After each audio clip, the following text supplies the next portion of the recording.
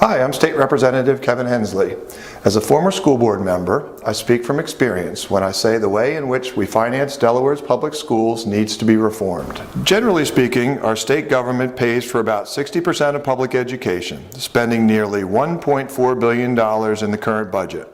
The feds pay for about 10%, with local districts responsible for the remainder. Public education financing varies widely from one state to the next.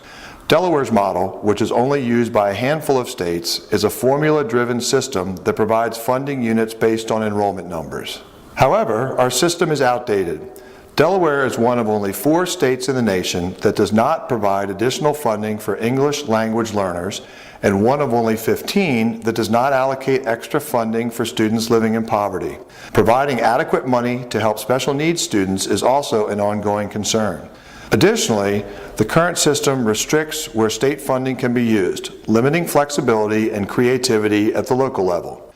Just as worrisome, it has resulted in wide disparities in student funding, with rural and urban districts often receiving fewer resources per student than their counterparts elsewhere.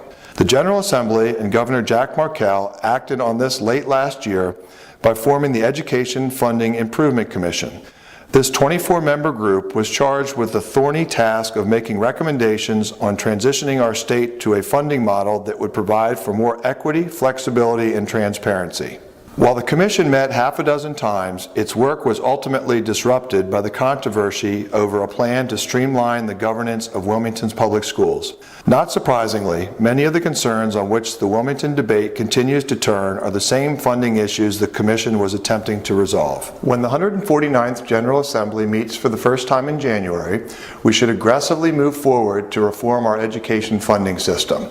Such work will not only remove some of the obstacles to restructuring of Wilmington schools, it will also improve the education environment for all schools statewide.